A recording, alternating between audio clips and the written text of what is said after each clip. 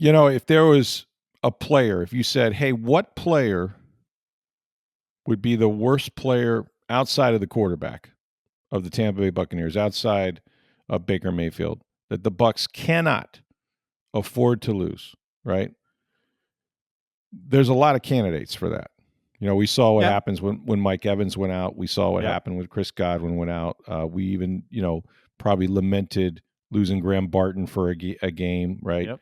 Yeah. Luke Antoine Gedeke Winfield was hurt. 4 or 5. Winfield, only played 9 games. Like, all those are significant injuries. Jamel Dean, right? A lot of guys. Levante David, if he went out, right? Vita Vea, Cansey, all those guys. But there is one player that you don't want to have injured, because outside of your quarterback, and maybe even including your quarterback, he's the best player. Listen to me now. He's the best player on your roster. And that's Tristan Wirfs. And the news broke, I broke news on, I guess this is what, Wednesday morning? Yeah, you broke it Wednesday morning. Yep. Yeah, Wednesday morning. That Tristan Wirfs, who we saw not participating in mandatory minicamp, who we saw with a brace on his knee, who we asked Todd Bowles about that brace, the same knee that kept him out of a game with a sprained MCL. And Todd Bowles said to us, it's just precautionary. He'll be fine for training camp. The same Tristan Wirfs, underwent surgery on Tuesday. Now, the plan was for them to go in there and just do a scope. Let's clean it up. It's bothering you. No big deal, right? But once they got in there, they found a little bit more damage. And judging by the timetable, maybe more than a little bit more damage, okay? So now, as I reported, Wirfs will miss training camp, all of it. Wirfs will miss preseason, all of it. And at least 2 games, and I would say probably likely be on PUP to start the season, which means if he is, he'll have to miss a minimum of the first 4 games.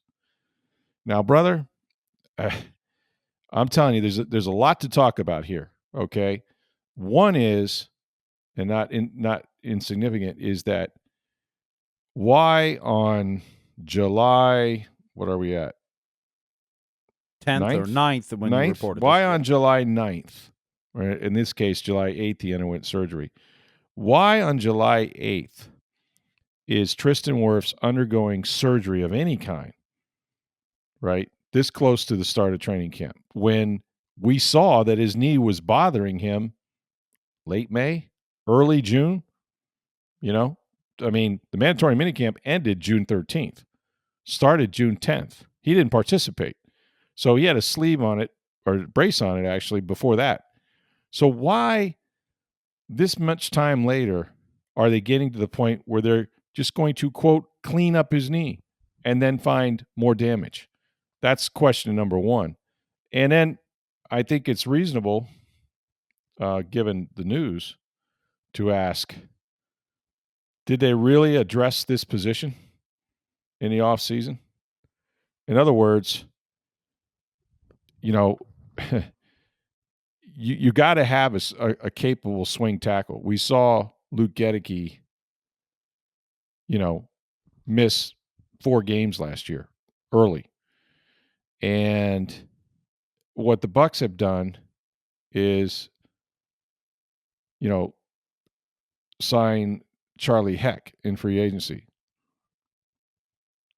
And now Charlie Heck is likely to replace Wirfs to start the season. That's because Justin Scully, who played and started 5 games last year, wasn't great against Detroit. We saw Aiden Hutchinson go nuts because he was replacing Gedeke in that game. But you know what? He did do a good job. He did a really good job at left tackle when Wirfs was out. Really good job. And Scully started 5 games last year. He signed a 1-year, $2 million contract with the Vikings as a swing tackle. 1 year, $2 million. $2 million to me doesn't sound like a lot of money when you're talking about a football season, right? it's more than you would usually pay a guy that's going to be a backup. But the reason why they paid him, the Vikings are going to be without Christian Darrisaw for his first 4 games. They already knew that. Okay. So Scully says, well, I got a chance to start 4 games coming in there, and it's a 1-year, $2 million deal. Bucs said, too rich for our blood.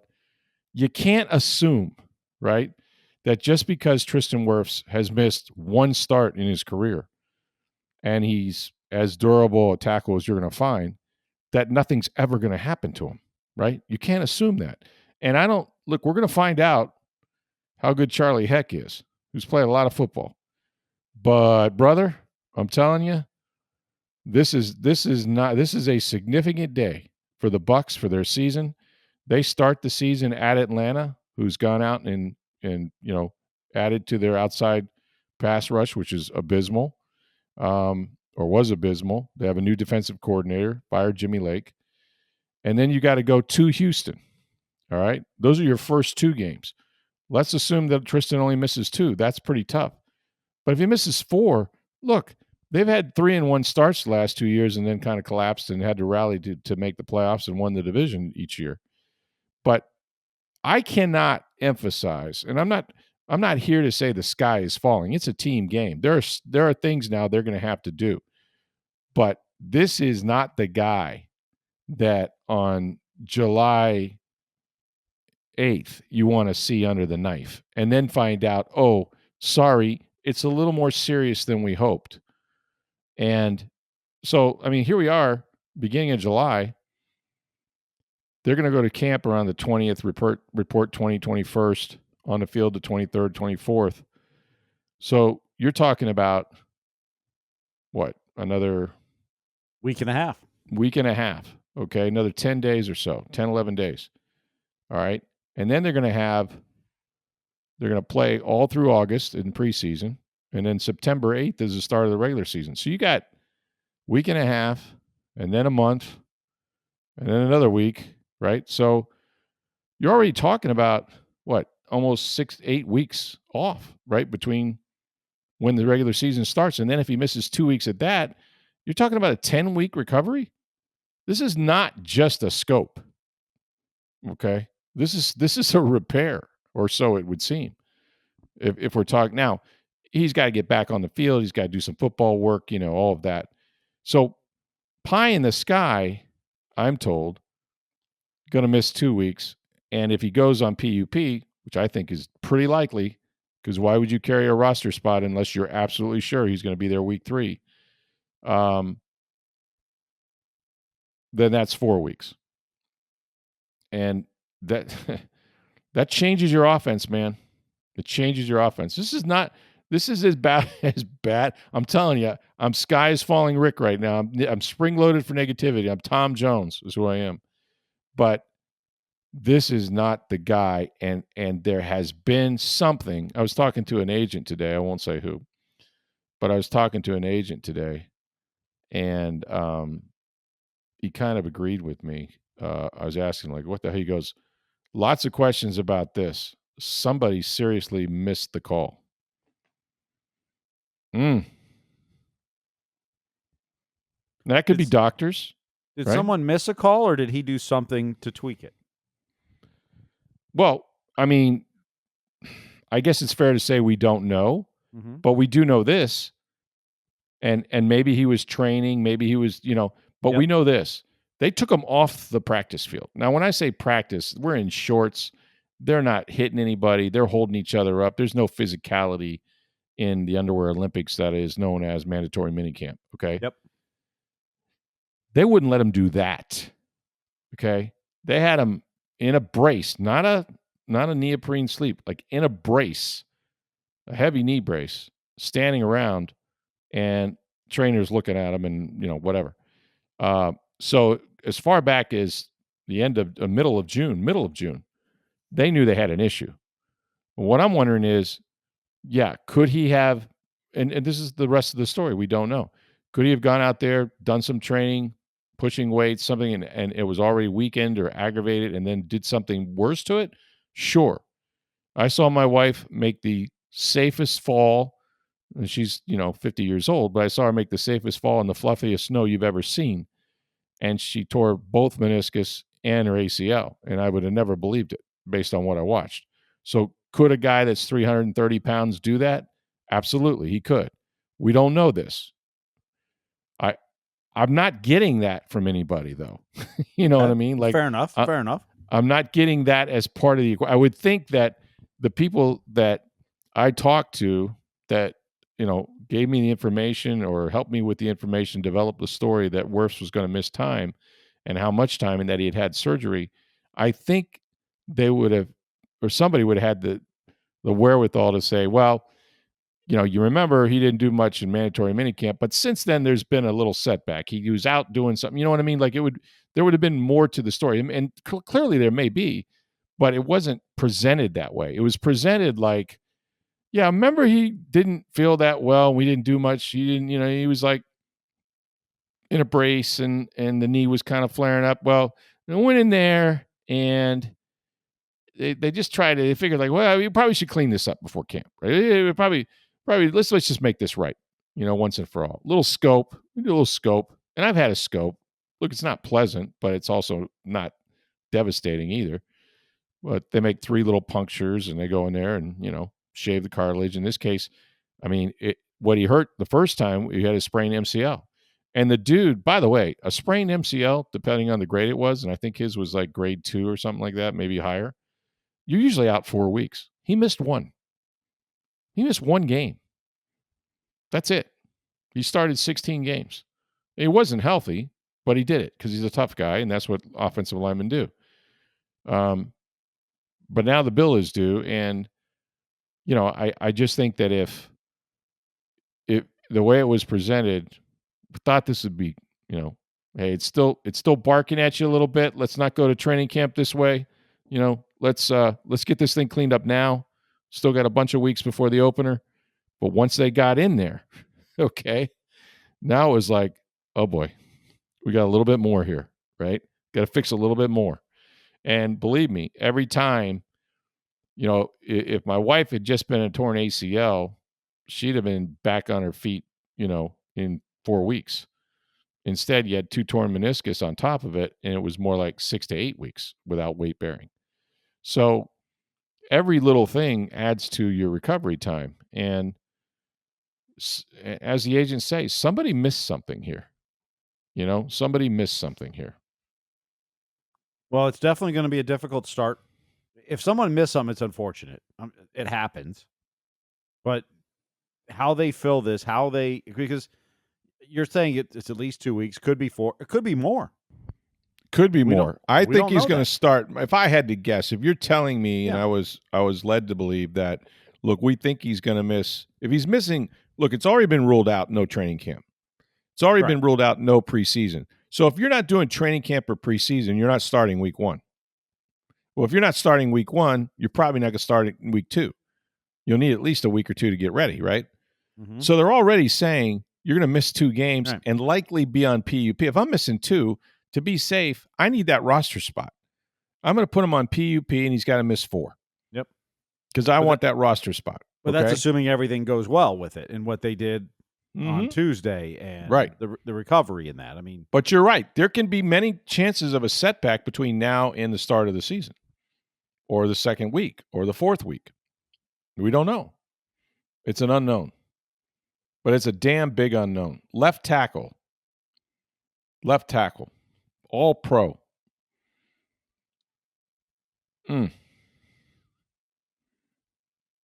And not for nothing, Charlie Heck better do a heck of a job, because you let Justin Scully walk out of here for $2 million. And he better be much better, or at least as good as Scully. And I don't know anything about him.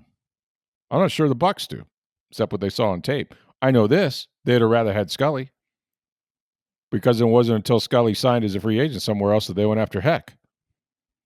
And the way it was described to me as well, the swing tackle market just went crazy, and it was too much money. $2 million? Too much money? Fine your $2 million for your quarterback, please. Right? Your quarterback's blind side is at risk here.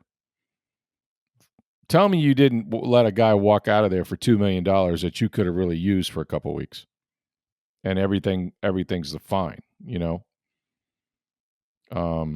It's tough, man.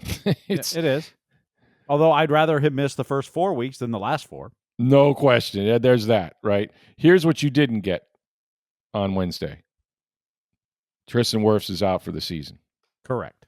You did not get that on Wednesday. Did not get it. Can they go into Atlanta and win a game with another left tackle? Absolutely. Can they win at Houston? Yeah, they could. Is it going to be here's the daisy chain effect of this that you have to consider in real time, right?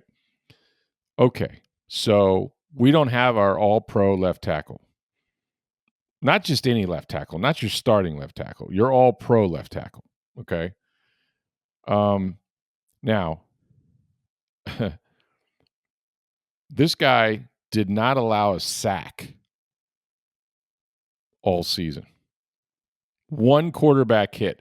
Baker Mayfield was hit one time as a result of Tristan Wirfs not blocking his man in 1,014 snaps of pass protection. That's a rate of 1.9% on pass plays, which is the lowest among offensive tackles. So you're going to go from that to whatever heck is going to give you, okay? And now I have to cover him. I don't know that he can hold up. We're going to find out. But he gets beat off the edge one time and Mayfield gets blown up from the blind side. Now your quarterback could be out, okay? So what do I have to do? I got to put a tight end over there. I got to chip with my running back, right? I've got to run sprint action to the right away from the left side, right? Like, it's going to affect what you can do on offense. Josh Grizzard, who has never called a play in this league, suddenly has a much, much harder task than Liam Cohen had, than Dave Canales had. Those guys just penciled Wirfs in the lineup all but one game, right? And off they went. Now you've got to factor that into your game plan. And I heard somebody saying on the radio, well, you're just going to have to run the ball more. Oh, really? You think I heard that too. I really? You don't think they know this? Like they can't wait for you to run it, Sure. Go ahead. Try to run it. We're coming after the quarterback on every play. We'll worry about the run some other time because that's what we want you to do. Try to run it. It's going to be tough, man. It's going to be tough because, it's not just any team. Look, very few teams have 5 good offensive linemen. I don't care how you mix it up. Very few teams have 5 starting caliber offensive linemen. This is arguably, in my opinion, the best offensive line the Bucs have ever had, right? Now, I didn't cover the teams in the, John McKay days in 79 and such. But I will tell you, since I've been doing it, which is a long time, they've not had 5 guys this good as a unit, okay? They were the 4th best rushing team in the league last year.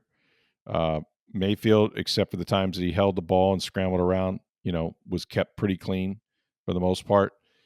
And that was the strength of their team. They averaged, damn near 30 points a game. So you dominated, you controlled the line of scrimmage, and you could, you were 52% on third down, which meant you were really good on first down. Like, it just all worked. And it worked because of these 5 guys, the strength of this team. If the strength of your team is your offensive line, and the strength of your offensive line is your all-pro left tackle who protects the blind side of the quarterback, and that's his best friend who he trusts more than anybody on the team. Yeah. It's a bad day for Baker Mayfield. It was a bad day for Baker Mayfield, man. And for that whole team. Now they got to come, no one's going to feel sorry for him. I saw a bunch of Falcon fans and Saints fans and Carolina fans rejoicing, but let's not kid ourselves what was lost here. Again, perhaps not for the season, perhaps just for 4 games, right? You can't lose all 4 under any circumstance. but I can't paint it well, and I want to know the rest of the story. I want to know how we got here. I want to know how we got here medically, and if there was a setback, if there was something he did, like how did they miss this? Why didn't they take care of this in June or late May? I don't know. Well, one thing Tristan Wirfs can do now is spend more time at Breitling Boutique. That's right, because that's where you get the greatest Swiss watches you're going to find anywhere. Breitling Company's been in business over 140 years. They've been at International Plaza for more than 5 years. Now, you want to go to that beautiful mall, center of the mall, go upstairs, second floor. That's where you're going to find the Breitling Boutique. Customer service, second to none.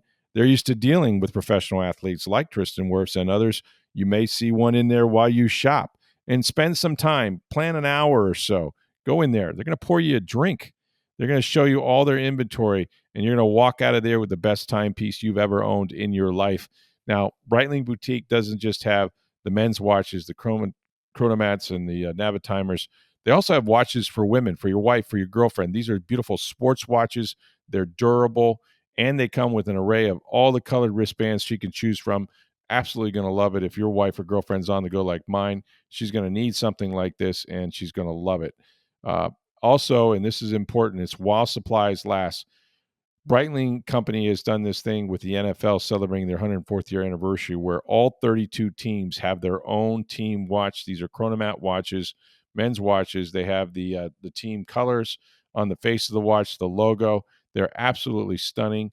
If you go to TampaBay.com, you'll see a picture, I think, on our website of the Buccaneers team watch.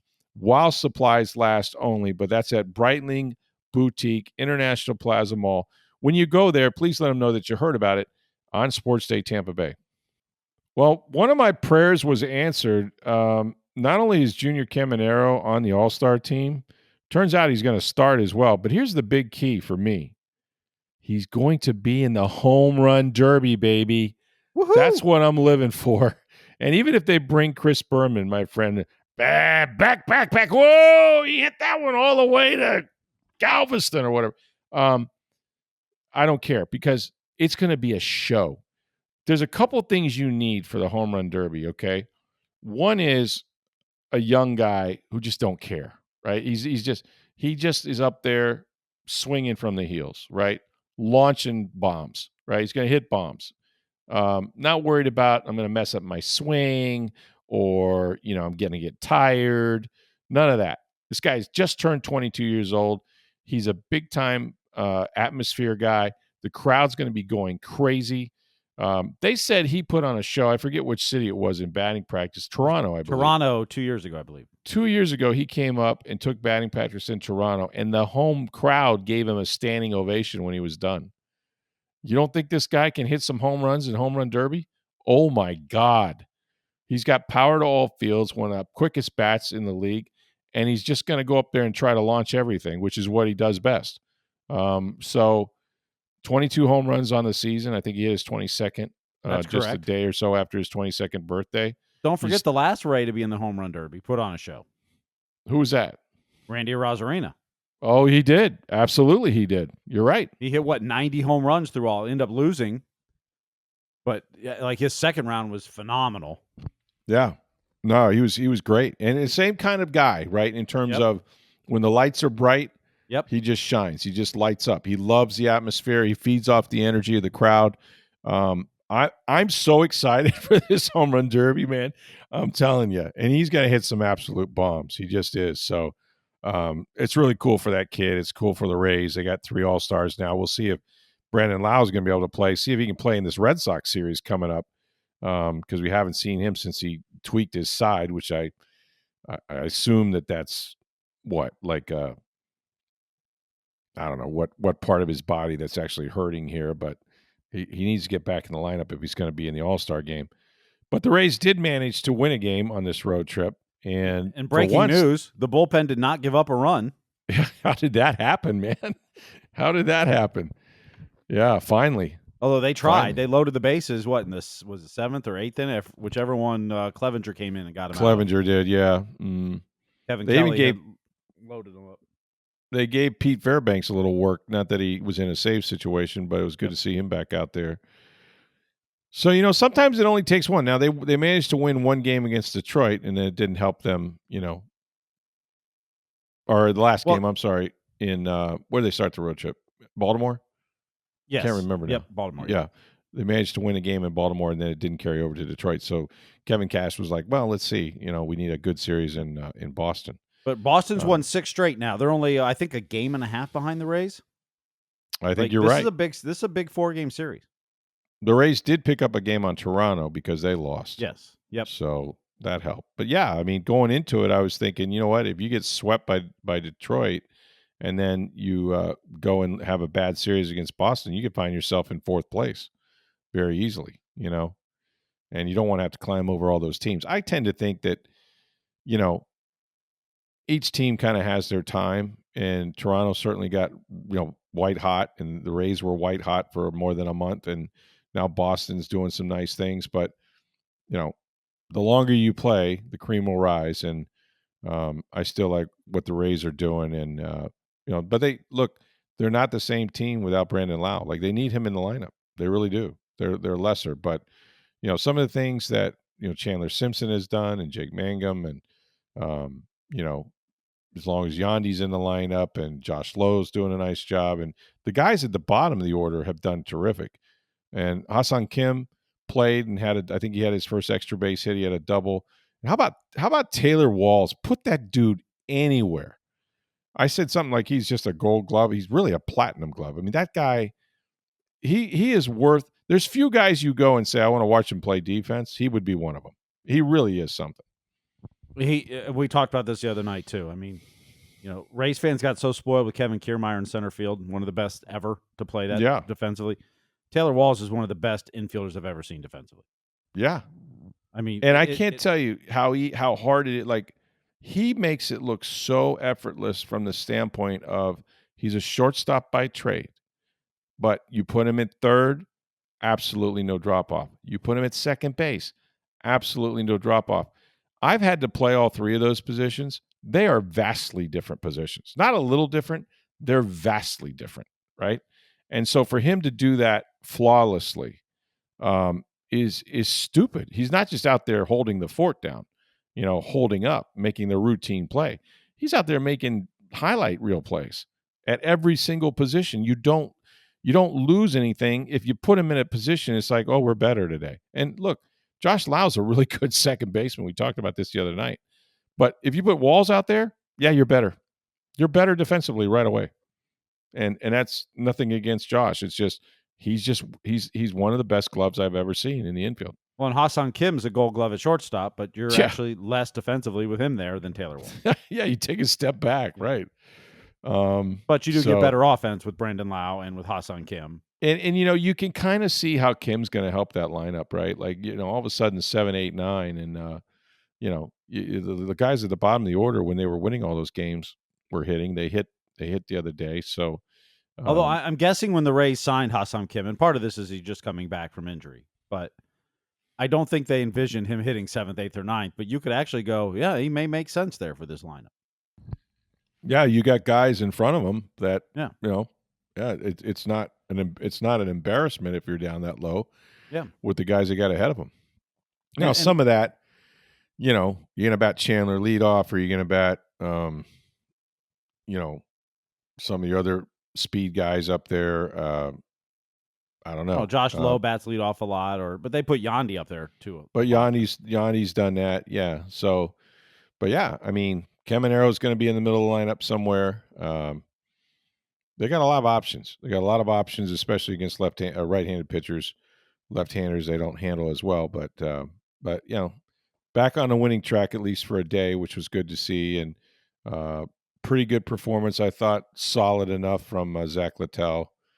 And the big news was the bullpen, like you said, not imploding this time, even though it got a little close, but not imploding. And then the Rays able to bunch some runs and separate the game a little bit. So pretty good flight for them to Boston, I would think. And we'll see what they do there. But overall, they just got to finish out this first half, stay within striking distance of first place in the AL East, and then, get your rest and hope that, you get Brandon Lau back. And look, Shane McClanahan at some point in the second half is going to show up. Somebody said to me, I think we got a question about this, and it was one of our mailbag questions. And I'll just forget who wrote it. I should probably look that up since we're going to do it right now. But the question was essentially, hey, how about this for an idea? And I didn't think it was too far-fetched, actually. They said, the bullpen's been struggling, okay? And at the same time, you've been trying to, figure out, just what's going to happen if McClanahan comes back. The guy said, and this is Paul Natali, I believe his name is. He wrote it. He says, I listen to Sports Day every morning, which is good for you. As you stated, the Rays need to do something to improve the bullpen. I may be offering a simple solution to a complex problem, but why not put Rasmussen in the bullpen? They're super concerned about his workload. Putting him in the bullpen, where he's performed very well in the past, takes care of his number of innings for the year. His replacement in the rotation also seems to be simple: McClanahan or Boyle. I like that as a solution, even though, man, he's so good as a starter. But if he's only going 5 anyway, Yep. and, Well, and you don't, and you have McClanahan coming back. You got Joe Boyle. yeah. You do have options. I think, And that's what he was when he came here. He was a bullpen guy. He's a reliever. Yeah, and last year coming back from, it wasn't Tommy John. He had the brace surgery, whatever else. But And they he came put back him in late the in the year. bullpen. They didn't have enough time to stretch him out to be a starter. Correct. So they used him in the bullpen at the end of last season.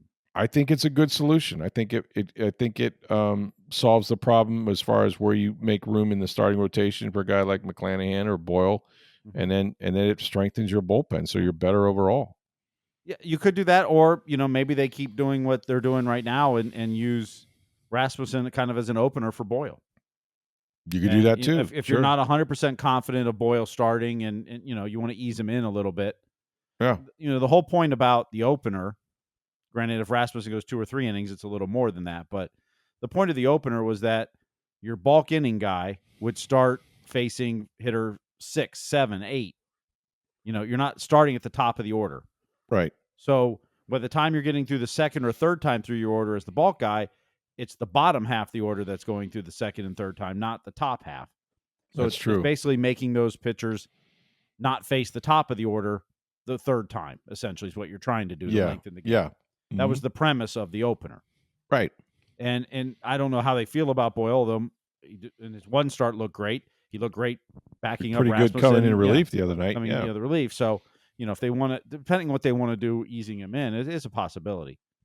And we'll see if part of this isn't just the Rays limiting Drew Rasmussen for, a week or 2 or 3 starts, and then after the All-Star break, ramping it back up to going longer, just trying to save some innings in the middle of the season. Who knows? Or maybe he's feeling a little bit, and so they're just limiting it that way too. They're never going to tell you that. So, yeah. Well, I think, he's been so consistent, and I'm sure they want to see him pitch big games in September and October if they make it that far. So it stands to reason you would do that now, especially when you can bring some guys up to lengthen them like Boyle. But look, a big key would be McClanahan coming back, and usually these things work themselves out.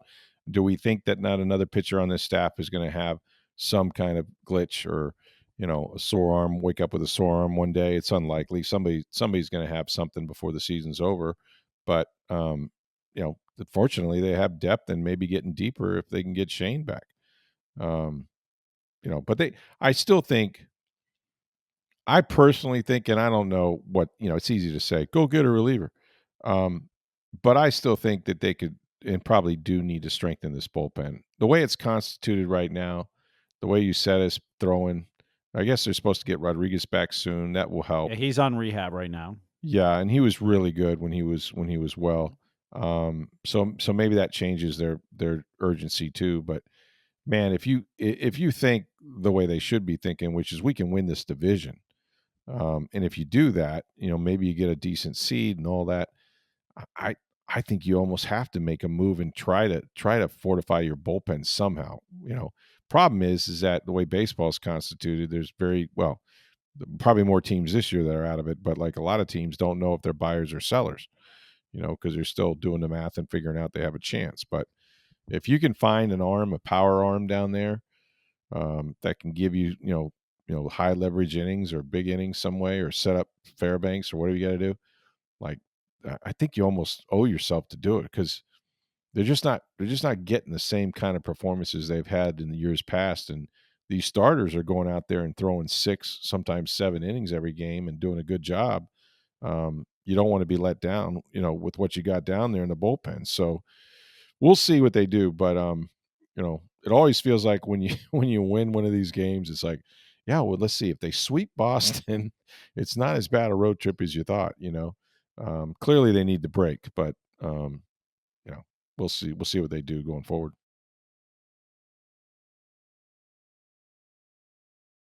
Well, the Rays will be in Boston, as I mentioned tonight. Also, listen, we're going to take a little vacation. Steve's going away. I'm going to have a staycation, if We you get will. vacation? We get time off? We really don't. We just take time off. Well, we don't even take time off. We're still going to provide the quality podcast that you have become accustomed to on Sports Day Tampa Bay. We're doing other things, but we're going to work even harder to make sure that you have this programming for you on your podcast dial every single day, Monday through Friday. So, ergo, tomorrow's show is something we taped a little bit earlier. We taped it a couple days ago, and it was supposed to air a couple days ago, except we kept having more breaking news type stuff. So would we you pushed stop it with back. the news? Would you stop with the news? Yeah. I mean, what, you had to break Tristan Wirfs news. Come on, what are you doing? I wasn't planning on it, but let me tell you, one day I'll let you know how great that timing actually was. But no, it's and look, if something cataclysmic happens, we'll do what we did tonight, which is jump back on, and we planned on running one of our tape shows, but we pushed that back because we had Tristan Wirfs, and we got to talk about him. Anything else like that, perhaps we'll do it. But yeah, Yep. Starting tomorrow and then all next week, quality programming, but of the tape variety, not necessarily addressing the daily topics per se, even though it is Sports Day Tampa Bay, but all the things that you love, including talking about your Buccaneers and just, more about what this means to the Bucs offense. We'll cut into their defense a little bit. We'll look ahead to training camp, all that stuff. That's coming ahead with Sports Day Tampa Bay. Go see our friends at Breitling Boutique, International Plaza Mall. Check out the men's watches, the Navitimers, the Chronomats, NFL 104th year anniversary watches, 32 teams, all represented with these gorgeous team watches while supplies last. It's Breitling Boutique, International Plaza Mall. Let them know that you heard about it right here on Sports Day Tampa Bay. For Steve Versnick, I am Rick Stroud of the Tampa Bay Times. Have a great day, everybody.